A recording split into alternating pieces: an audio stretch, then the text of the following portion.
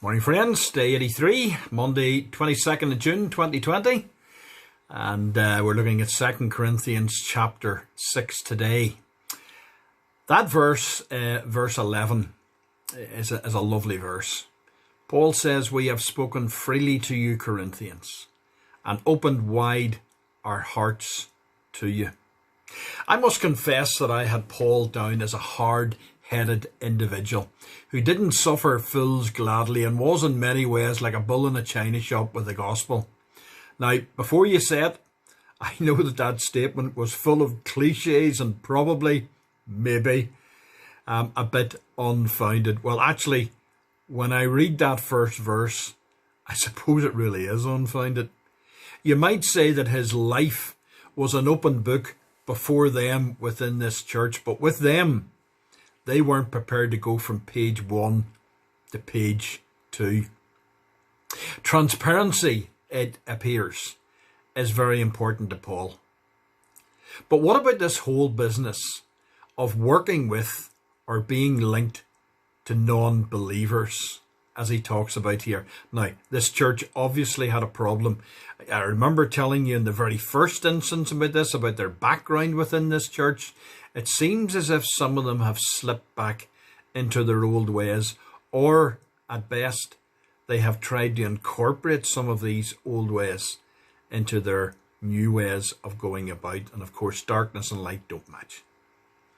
And in 2 Corinthians 6:14 to 18, Paul takes up the question of being mismatched, literally unequally yoked with non-Christians. Now, this has implications for both marriage and working relationships within and without the church. Now, we'll only touch a little bit of marriage today, but not much.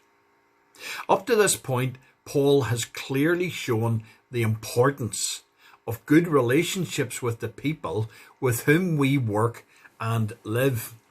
Paul says in 1 Corinthians 5, for example, 9 to 10, that we should work with non-Christians. And he discusses how we should do so. And he does that in 1 Corinthians chapter 10, if you want to look those things up. But Paul also cautions us about working arrangements with non-believers. We're to be cautious about it. We're not to be completely open. And I suppose in the case of marriage, and he quotes here a reference from Deuteronomy chapter 22 and 10, which warns against a farmer ploughing with an ox and a donkey yoked together. Now, I'm going to put a little picture of a yoke up afterwards so that you can see what this actually looks like. Because the donkey would struggle to pull the ox's load, and the ox couldn't go at the donkey's pace anyway. In the case of two people who are getting married, if one is a believer and the other is not committed to Christianity at all, the Bible urges extreme caution on the part of the Christian. But it is the Christian in the relationship who ultimately makes the decision to go ahead or to stop. The non-Christian will not understand. The Christian, it's their responsibility. Nobody else should interfere with this. Are we going to say that if in a marriage, years down the line, that if a husband or a wife gets saved, making them now unequally yoked, that it is grounds for divorce? No, of course not. But in terms of equality before God, it will intensify living a life for God within that marriage situation and become a cross to bear. And there's absolutely no doubt about that. My mum and dad was 30 years a non-believer before he became a Christian in marriage. And mum found it difficult, and other people will find it difficult as well. But look, it's a cross that we have to bear, and God gives us the strength to be able to cope with that.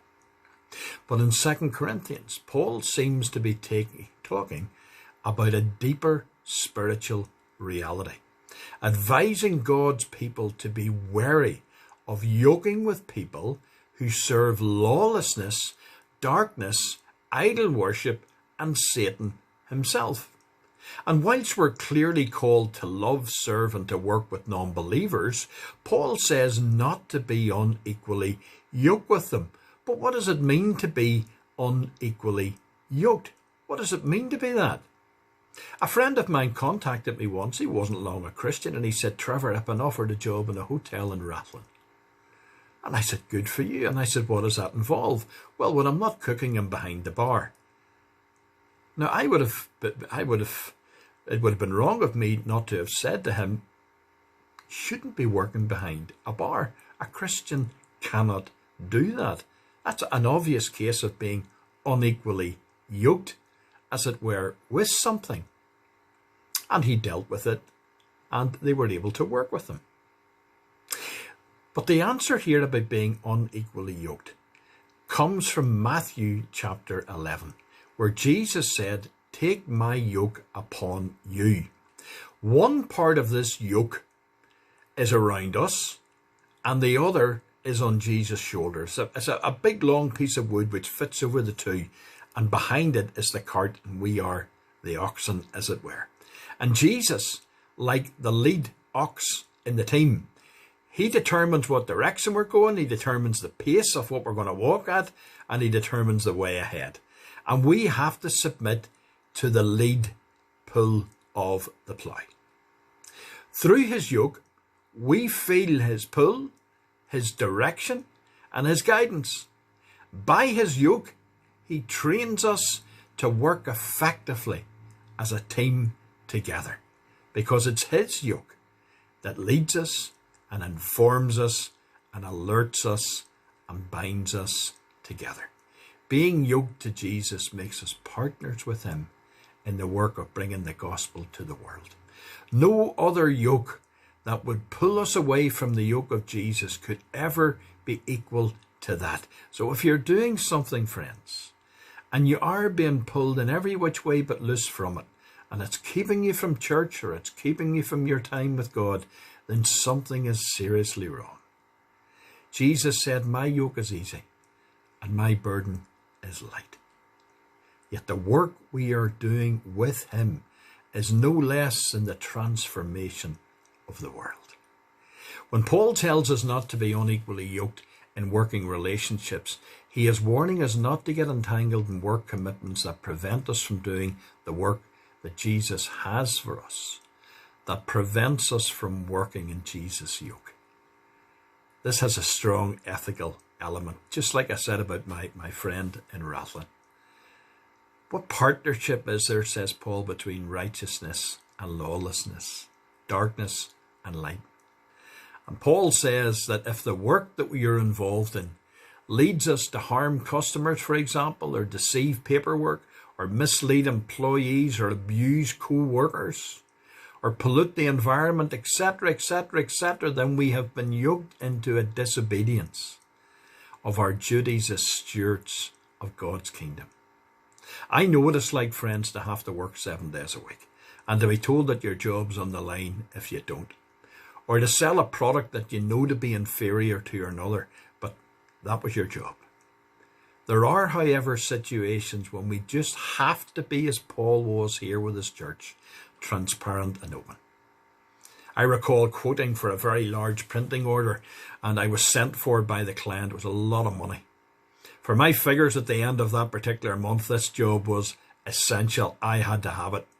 But he sat me down and he asked me a question. He said, "Trevor, why should I give this job to you and not the Dublin G Birds or Nicholson and Bass?"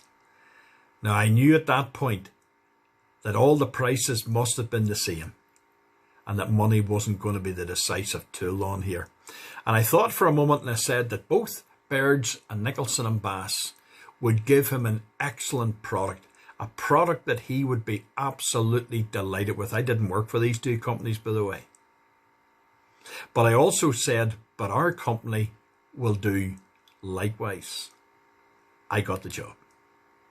The two previous reps competing for the job had been in before me and had rubbished the companies concerned, saying that theirs was the best, that there was nobody like them. You see, friends, in any relationship, in marriage, or partnerships, or friendships, Church, openness is vital. Always give the benefit of the doubt. Always look for the good. Never rubbish anyone. Be willing to forgive and be forgiven. Be prepared to constantly adjust your yoke to that of Christ, and serve the one who is open with us, who gives us the benefit of the doubt, who sees the good we do when others don't, who never rubbishes us or our mistakes, but gently picks us up and sets us on our way again, who constantly forgives us and loves us. The truth is that we ourselves need God's grace every day to keep us from leading others astray by our own sin. We are called not to judge, but to discern whether our work is fulfilling the purposes and the ways of Christ. The Lord bless you real good this Monday morning.